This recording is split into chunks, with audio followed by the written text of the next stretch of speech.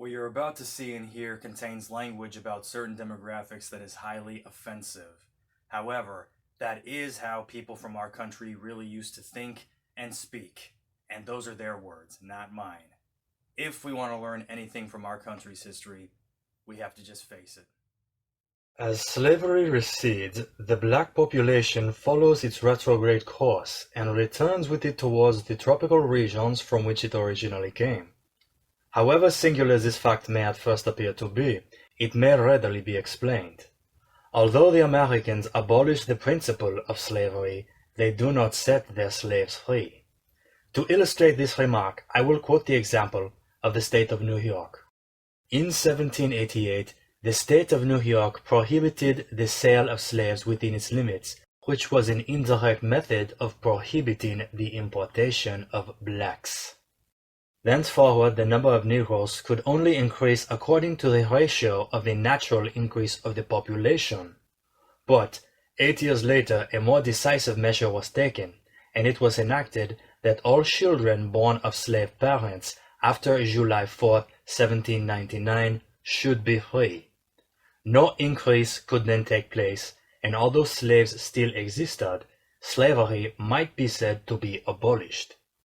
From the time at which a northern state prohibited the importation of slaves, no slaves were brought from the south to be sold in its markets.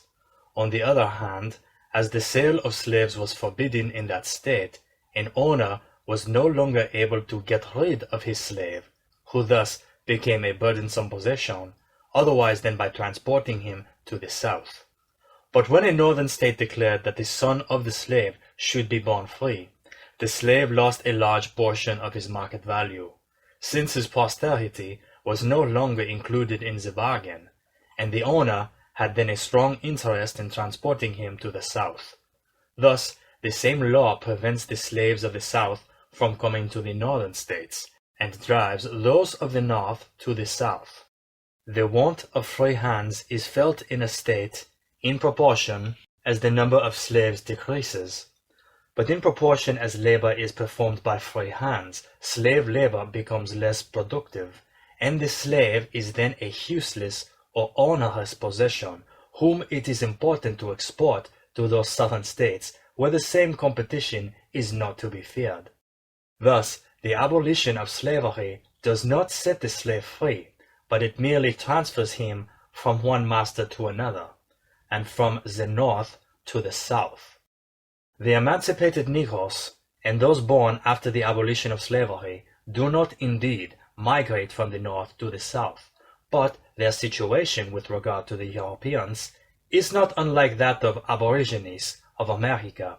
They remain half-civilized and deprived of their rights in the midst of a population which is far superior to them in wealth and in knowledge, where they are exposed to the tyranny of the laws and the intolerance of the people. On some accounts, they are still more to be pitied than the Indians, since they are haunted by the reminiscence of slavery, and they cannot claim possession of a single portion of the soil. Many of them perish miserably, and the rest congregate in the great towns, where they perform the meanest offices and lead a wretched and precarious existence. But even if the number of Negroes continued to increase as rapidly as when they were still in a state of slavery, as the number of whites augments with twofold rapidity since the abolition of slavery, the blacks would soon be, as it were, lost in the midst of a strange population. A district which is cultivated by slaves is in general more scantily peopled than a district cultivated by free labor. Moreover, America is still a new country, and the state is therefore not half-peopled at the time when it abolishes slavery. No sooner is an end put to slavery than the want of free labor is felt, and a crowd of enterprising adventurers immediately arrive from all parts of the country, who hasten to profit by the fresh resources which are then opened to industry. The soil is soon divided amongst them, and a family of white settlers takes possession of each tract of country. Besides which, European immigration is exclusively directed to the free states, for what would be the fate of a poor immigrant who crosses the Atlantic in search of ease and happiness if he were to land in a country where labor is stigmatized as degrading?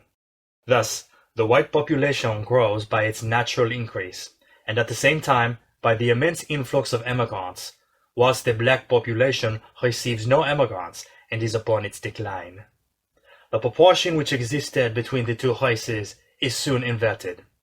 The Negroes constitute a scanty remnant, a poor tribe of vagrants, which is lost in the midst of an immense people in full possession of the land, and the presence of blacks is only marked by the injustice and the hardships of which they are the unhappy victims. In several of the western states, the Negro race never made its appearance, and in all the northern states it is rapidly declining. Thus, the great question of its future condition is confined within a narrow circle, where it becomes less formidable, though not more easy of solution. The more we descend towards the south, the more difficult does it become to abolish slavery with advantage, and this arises from several physical causes which it is important to point out. The first of these causes is the climate. It is well known that in proportion as Europeans approach the tropics, they suffer more from labor.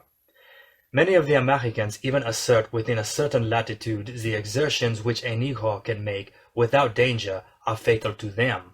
But I do not think that this opinion, which is so favorable to the indolence of the inhabitants of southern regions, is confirmed by experience. The southern parts of the Union are not hotter than the south of Italy and of Spain, and it may be asked why the European cannot work as well there as in the two latter countries. If slavery has been abolished in Italy and in Spain without causing the destruction of the masters, why should not the same thing take place in the Union? I cannot believe that nature has prohibited the Europeans in Georgia and the Floridas under pain of death from raising the means of subsistence from the soil, but their labor would unquestionably be more irksome and less productive to them than to the inhabitants of New England. As the free workman thus loses a portion of his superiority over the slave in the southern states, there are fewer inducements to abolish slavery. All the plants of Europe grow in the northern parts of the Union. The South has special productions of its own. It has been observed that slave labor is a very expensive method of cultivating corn.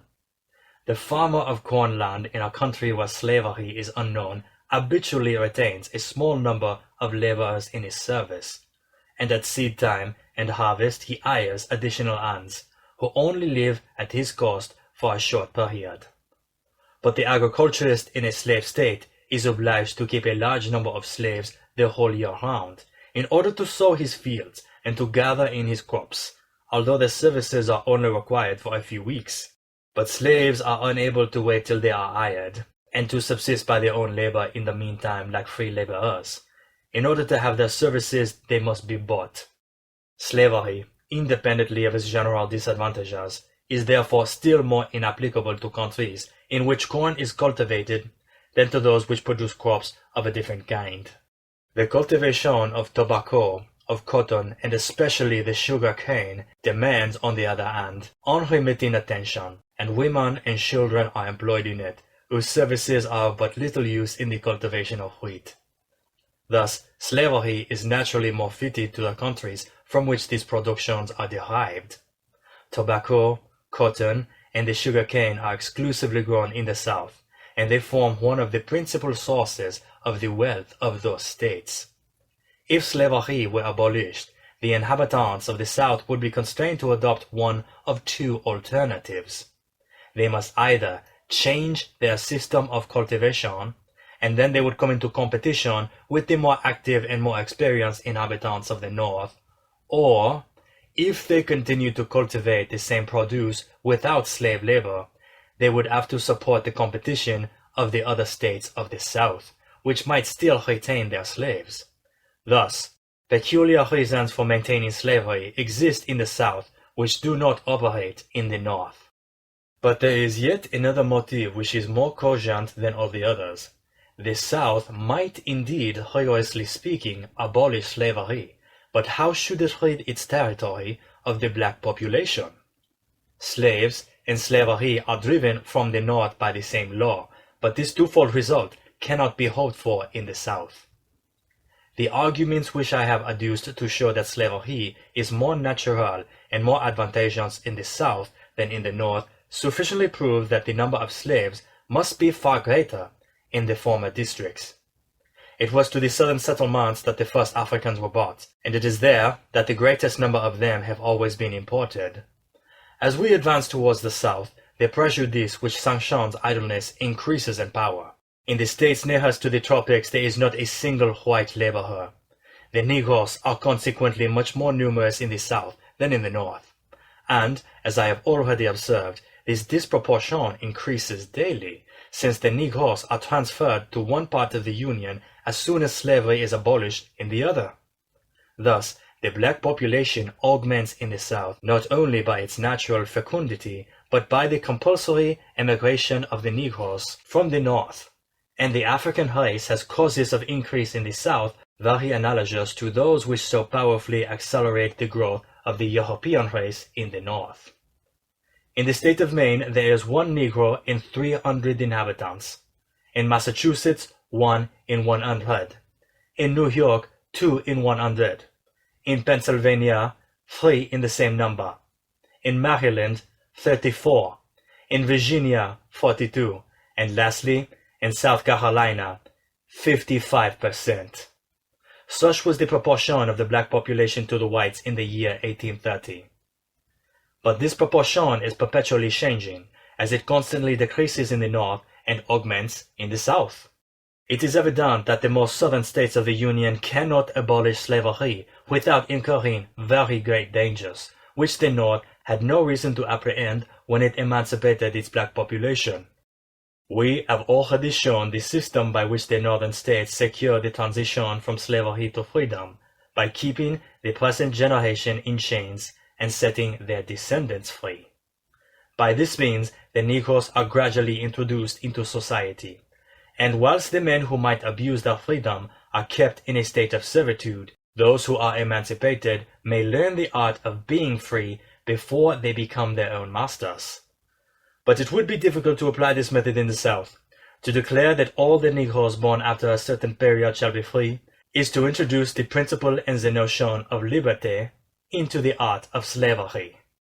The blacks whom the law thus maintains in a state of slavery from which their children are delivered are astonished at so unequal a fate, and their astonishment is only the prelude to their impatience and irritation. Thenceforward slavery loses, in their eyes, that kind of moral power which it derived from time and habit. It is reduced to a mere palpable abuse of force.